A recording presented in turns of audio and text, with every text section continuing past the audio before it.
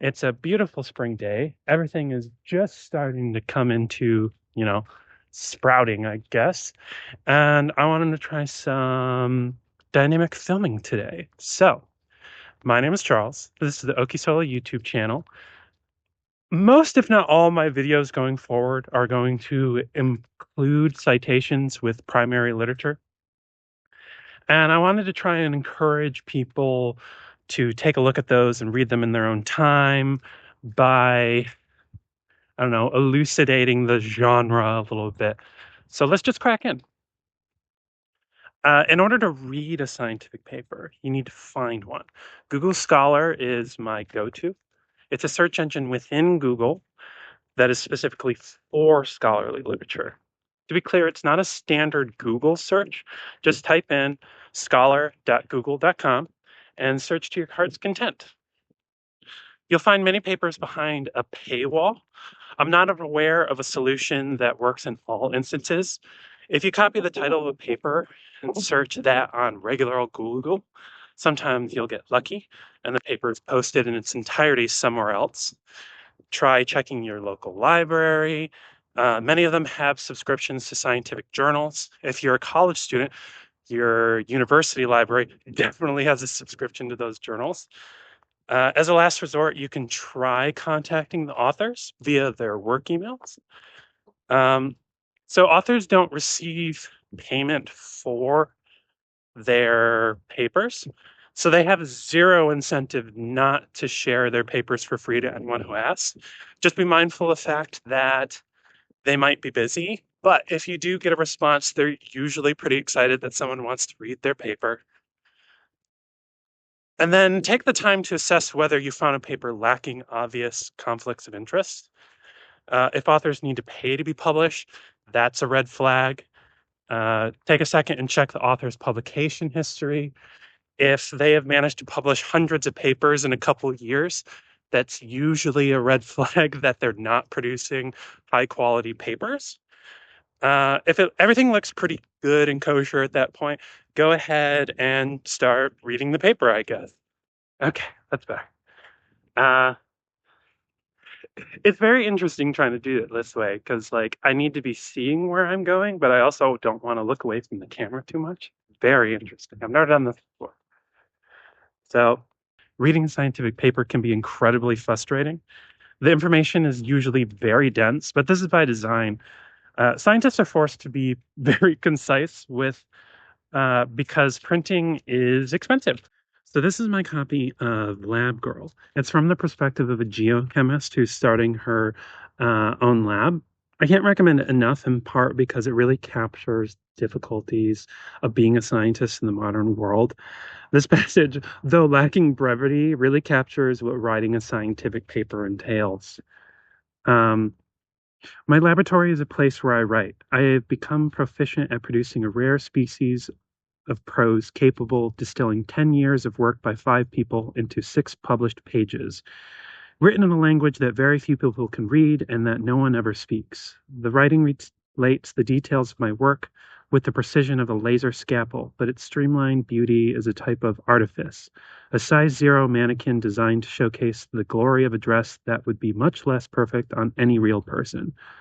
My papers do not display the footnotes that they have earned, the table data that required painstaking months to redo when a graduate student quit, steering on her way out that she didn't want a life like mine, the paragraph that took 5 hours to write while riding on a plane, stunned with grief, flying to a funeral that I couldn't believe was happening, the early draft of my toddler covered in crayon and applesauce while still warm from the printer.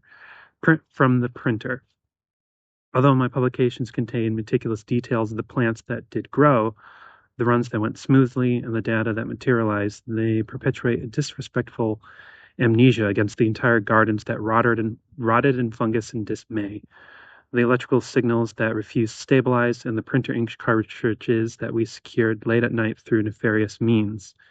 I know damn well that if there had been a way to get to success without traveling through disasters, someone would have already done it, and thus rendered the experiments unnecessary.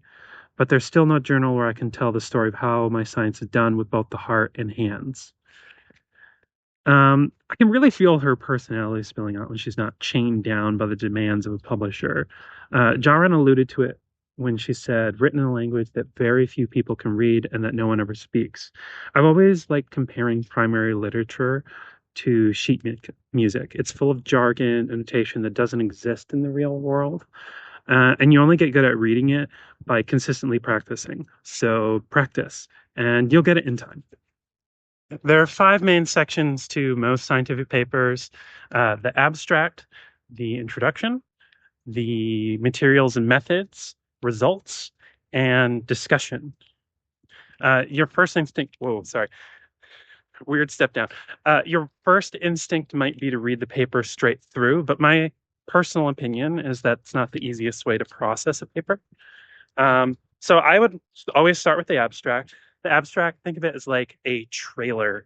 And unlike a good movie trailer, it should tell you everything to expect in that paper, but just in the broadest strokes. So it should give away the plot, basically. It's an opportunity for you to look at the paper and be like, hey, is this worth me reading the entire paper? You should be asking yourself, is this going to teach me what I want to learn? If you like what the abstract has to say, go ahead and proceed to the introduction section. So this is going to be like the background information and include things like what is known about a particular topic, how the authors are hoping to add to the body of knowledge about that topic. If you're new to a subject, it's a great way to immerse yourself into the way researchers talk about that thing. So you're probably going to get bombarded with a lot of terms and things like that you might not have been exposed to before. So don't feel bad. Go ahead and Google anything that doesn't make any sense to you. Trust me, I do it all the time. Perfectly normal. From there, just move on to the discussion. The discussion is where researchers discuss the implications of the results and how they think that fits into the context of the field at large. Many will even hint at future directions of research or how their data might impact society at large. All right, so here's where I have a confession to make. In an old Watercolors Aquarium Gallery YouTube video, I said that I think most people can get by skipping the results section. I feel very differently about that now, and that's actually what motivated me to make this video. Because the results section is where the authors are presenting their cutting edge data.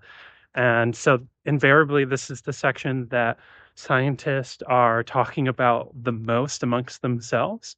And so even if the graphs are weird and there's all these calculations, it's really worth taking the time and trying to peruse through this a little bit. So then the next section that I would look at is the methods section. So the methods section, if this paper has any validity to it, should be a viable blueprint on how to replicate their results. So here's an unfortunate reality of reading scientific literature. You kind of have to be comfortable with the idea that you may not know enough about it to question it properly. Science is more intuitive more often than you think, and it takes time and effort to learn it.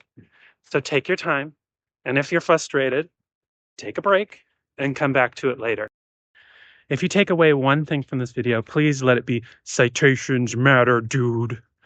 If we can't go back and verify the information being given to us, what's the point? Everybody needs to start demanding people provide citations or just shut up. Which reminds me, don't forget to check out the bibliography of the paper you just read. That's a treasure trove of papers on the topic you're interested in. Until next time, stay safe, stay curious, and remember that sometimes it's okay to read directly from the horse's hoof.